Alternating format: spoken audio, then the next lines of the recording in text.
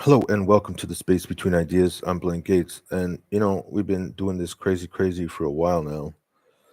And what are we gonna do next? That's a good question. So I don't know. I don't really know what to do next. But check this out. So, like most people, every so often I check out this called YC, and what are they saying today? How to vibe code. What? Hi, I'm Tom, and I'm a partner here at YC. For the last month, I've been experimenting vibe coding a couple of side projects, and I found not only is it remarkably good, but it's also a practice you can get measurably better at if you're open to tinkering and picking up best practices. In this video, I want to share some ways you can get great results from vibe coding. It's kind of like prompt engineering from a year or two ago. People were discovering new stuff every week and posting about it on social media. The best techniques are the same techniques that a professional software engineer might use.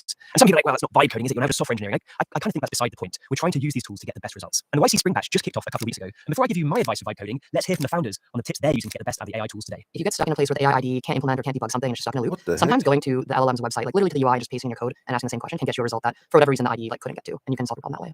All right. I was just checking out just looking at the same.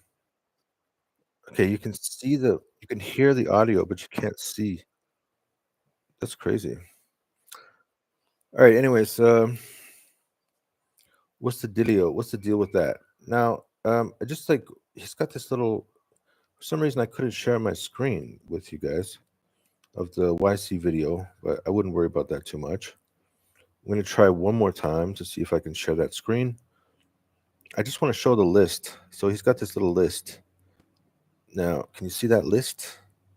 Let me just push this thing ahead. No, you can't. That's so wild.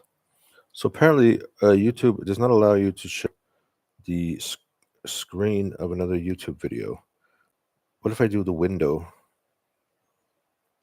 Window. All right, so check it out. Can you see it now? Let's just fast forward it. Oh yeah, okay, you can see it. Good. All right, so here you go. You can see it says version control, write test, bug documents, functionality. Now, the one thing I really liked was his concept of, I guess it's documentation. I don't know. Can't remember which one it was. It seems like it could be documentation. Now, all right, before we get started, I just wanted to tell everyone that ChatGPT got fired. Oh no, what happened? So my plan ran out, and I just spent all this money on all these different. I bought the full version of Cursor. I bought the full version of Windsurf. I bought the full version of whatever the other one is. This one, Replete, Replit. I don't know. So I spent 15, 20, $25 on all these different things. And okay, so what am I going to do now? Oh, I don't think you can see those pages. Share my whole screen now. So the thing is, like, remember in my other video, I was complaining and I was like, Google, I hate you, Google. You charged me $35. Well, the thing is, like, honestly, in one day, I was able to create the whole app and it actually worked. So yeah, it's expensive, but then at the same time, it actually worked. So how do you deal with that problem? Not happy at all. Um, hmm.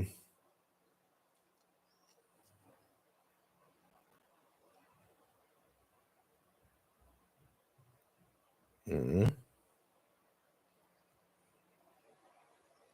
Which one has my database in it? Is it Cursor Arrowhead or Arrowhead Cursor? Now, so what I was just talking about for here it is. So here's the database. Now we can select all. So this is the actual database that I actually spent all that money on because that's. Now I'm just gonna switch back. Well, it doesn't even really matter if I switch back right now. We're gonna close Cursor, quit Cursor, and what we're gonna do is check this out. We're gonna paste this in here, and we're using 2.5 experimental. If I run out of experimental, we can use.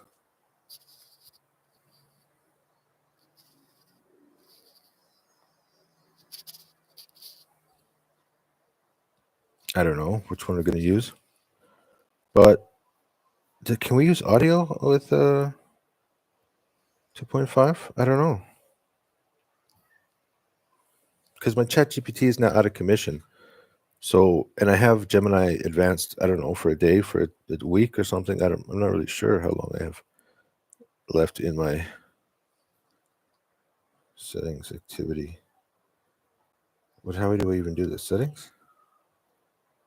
Manage subscription?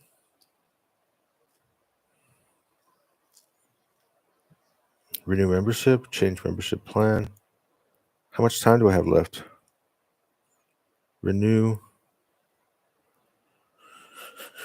How much time do I got bad left in this thing? I don't know. It doesn't even say. Wild. Anyways, I don't really care. It doesn't matter to me. Okay, well, this is a well-structured, comprehensive database. Here's a breakdown of analysis overall. Structure, relationships, naming conventions, key features, system, objectives, user, a conclusion. All right.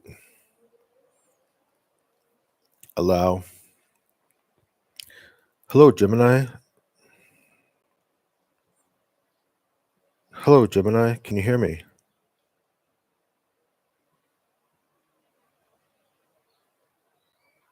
Hello, Gemini. Can you hear me?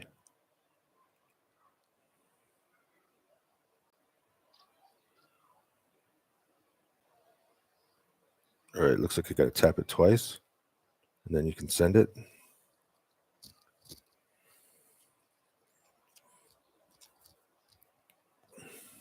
Okay.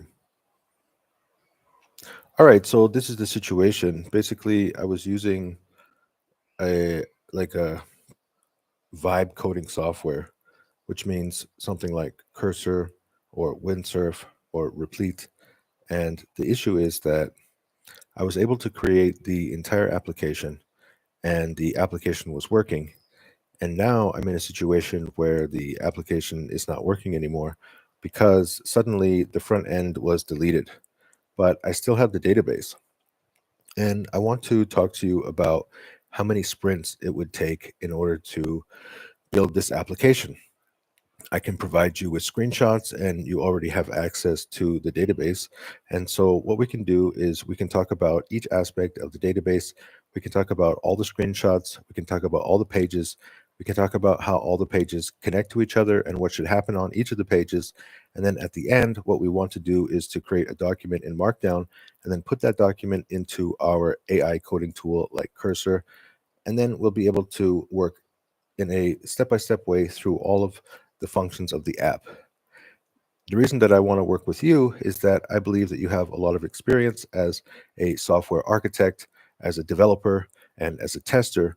And I want us to be able to create the application with a logical step-by-step process which builds the feature, tests the feature, and then leads to the next feature that needs to be designed, and we can work through a step-by-step manner until the entire piece of software works, and it works perfectly.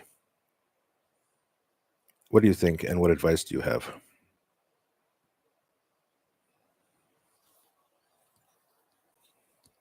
All right, so what do you guys think? Is this a better way? I think you're seeing my screen, right? Yeah.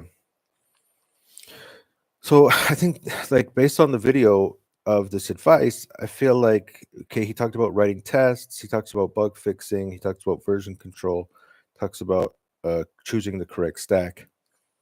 So let's kind of look at this advice, and then I think the main advice is, yeah, you need to create a really good plan. Okay, understand the situation.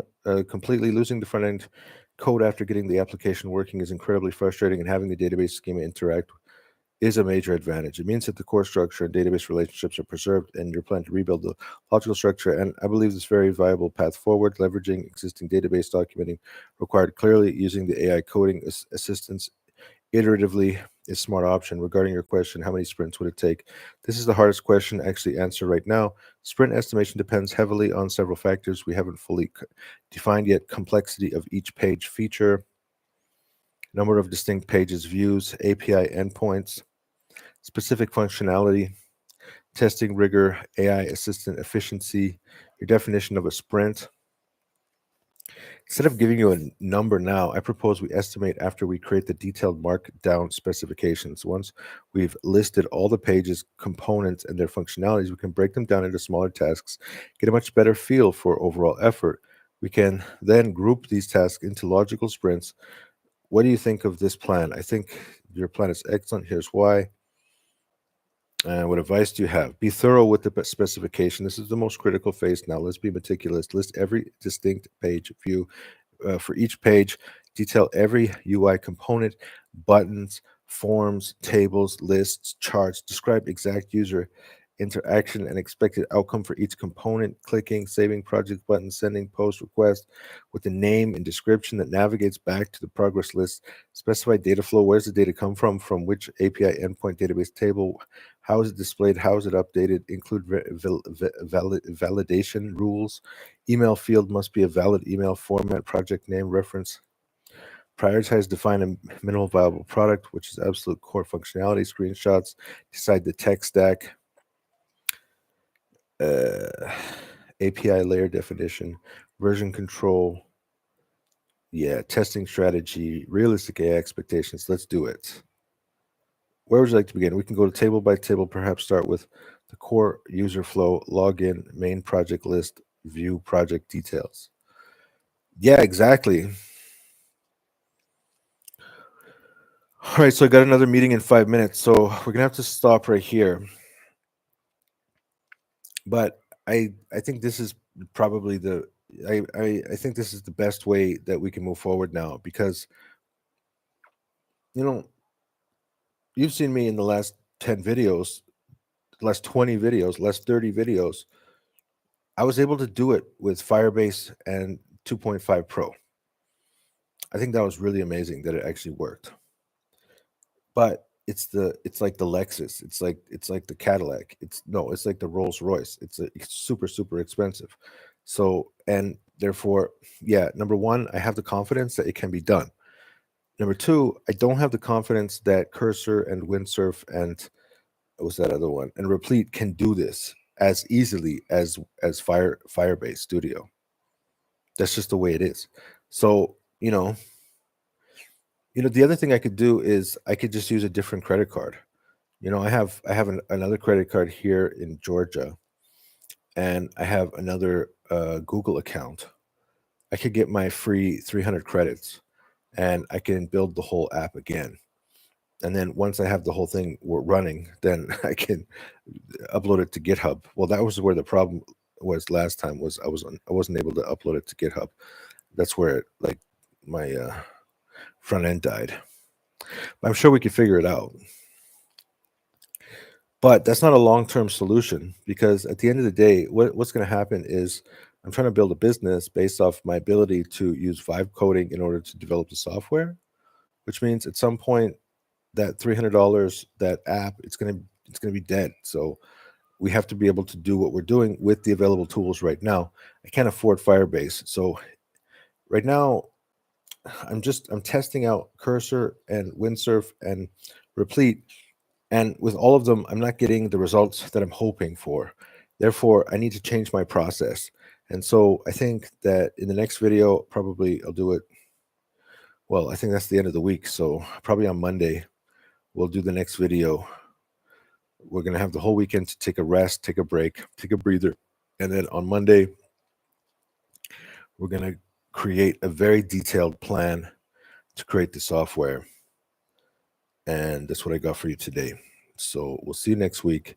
I think I did a lot of crazy work this week, did a lot of testing, did a lot of growing. And at the end of the day, none of what we did is so far is sustainable. We need to have a sustainable process, which means that I think that we need to define the project much more clearly. I need to get the sunflower seeds out of my teeth. And what a wild couple of days.